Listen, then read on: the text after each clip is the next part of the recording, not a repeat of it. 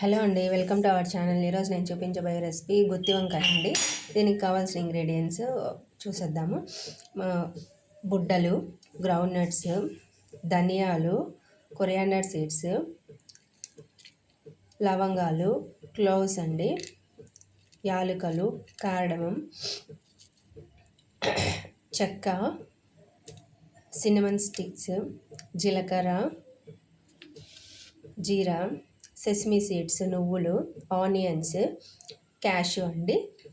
కొంచెం చింతపండు మనము నానబెట్టేసి పెట్టేసుకోవాలి. ఇప్పుడు రెసిపీ చూసేద్దాము. ప్యాన్ పెట్టేసి హీట్ చేశానండి. ఇది హీట్ అయిన తర్వాత గ్రౌండ్ నట్స్ అన్నీ డ్రై రోస్ట్ చేసుకోవాలి. ఫస్ట్ గ్రౌండ్ నట్స్ వేసుకోవాలి.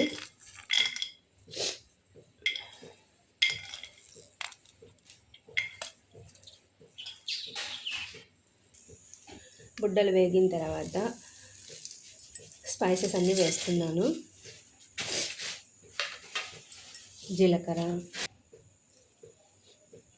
జీలకర్ర, క్యాషు అన్నీ వేస్తున్నానండి.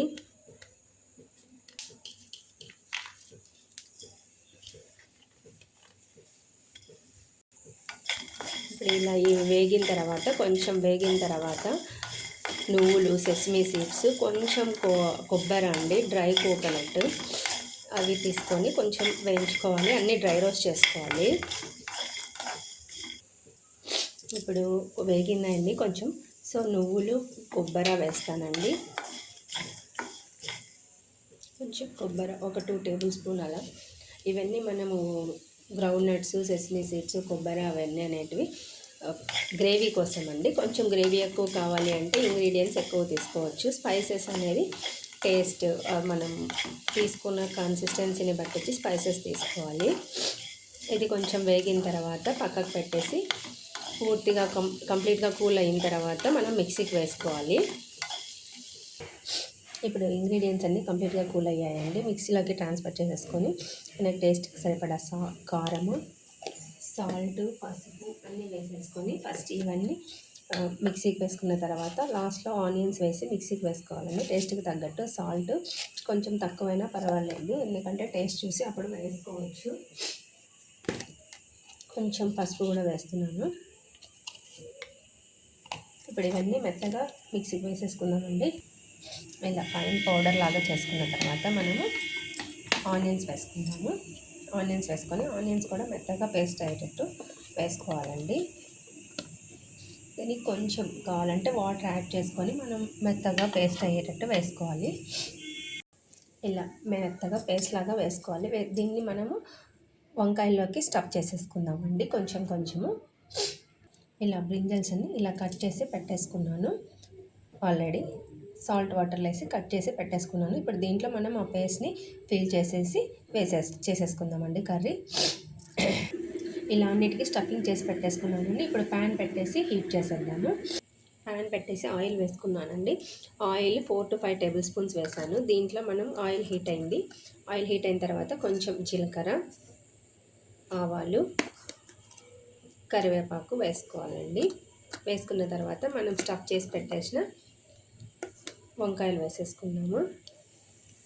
ఇప్పుడు వంకాయలు వేసుకుందామండి.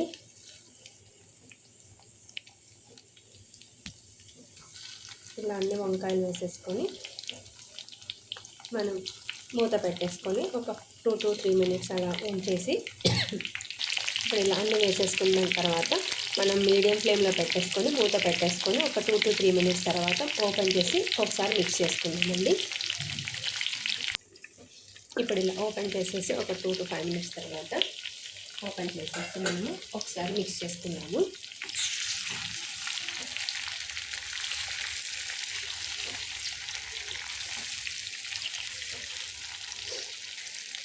మనం దీన్ని ప్రెషర్ కుక్కర్లో అయినా చేసుకోవచ్చు అండి, బట్ నేను ప్యాన్లోనే చేస్తున్నాను. దీనికి కొంచెం ఆయిల్ అయితే ఎక్కువనే పడుతుంది.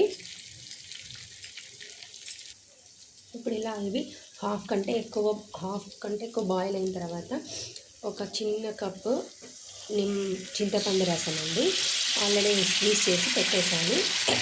తర్వాత రిమైనింగ్ పేస్ట్ కూడా వేసుకోవాలి. ఇప్పుడు ఇలా అన్నీ వేసిన తర్వాత పేస్ట్ కొంచెం వాటర్ కన్సిస్టెన్సీకి తగ్గట్టు వేసుకోవాలి. మనం ఇది ఇలా అంతా ఒకసారి మిక్స్ చేసి మూత పెట్టేసుకొని ఒక 3 మినిట్స్ అలా బాయిల్ చేసుకున్న తర్వాత టేస్ట్ చేసుకొని ఏదైనా ఉప్పు కారం తక్కువ ఉంటే వేసుకోవచ్చు. లేదా పేస్టే మనం డైరెక్ట్గా మిక్సీకి వేసాం కదండి, అప్పుడు మనము పేస్ట్ టేస్ట్ చేసుకొని అప్పుడైనా వేసుకోవచ్చు అండి, అడ్జస్ట్ చేసుకోవచ్చు టేస్ట్ని. ఇప్పుడు మూత పెట్టేస్తున్నాను నేను. ఇప్పుడు మనం మూత ఓపెన్ చేసి చూస్తామండి. ఆయిల్ అంతా తేలింది కదా, ఆయిల్ అంతా బయట వచ్చేసింది. సో బాయిల్ అయిపోయింది. ఇప్పుడు మనము ఒకసారి కలిపేసి టేస్ట్ చెక్ చేసుకొని ఏదైనా సాల్ట్ అలా తక్కువ ఉంటే వేసుకోవచ్చు. కొంచెం దించే ముందు లైట్గా బెల్లం, ఒక చిన్న ఉంటమైలు బెల్లం వేసుకోండి, టేస్ట్ బాగుంటుంది. స్వీట్ కొంచెం ఎక్కువ కావాలనుకున్న వాళ్ళు కొంచెం ఎక్కువ కూడా వేసుకోవచ్చు. నేనైతే కొంచెం వేస్తానండి. ఇప్పుడు ఇలా అంతా మిక్స్ చేసేసాను.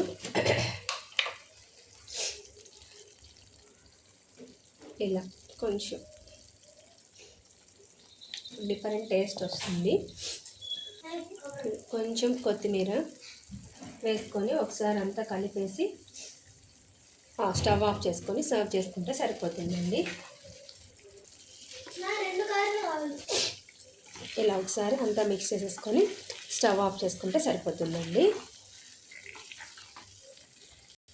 ఇప్పుడు మన టేస్టీ అయిన గుత్తి వంకాయ కర్రీ రెడీ అయిపోయిందండి. మనం దీన్ని రొట్టెలోకి, రోటీ, జొన్న రొట్టె, చపాతీ, అన్నంలోకి అయితే పప్పు, ముద్దపప్పు, గుత్తి వంకాయ కాంబినేషన్ బాగుంటుంది. Thanks for watching. Please like, share and subscribe.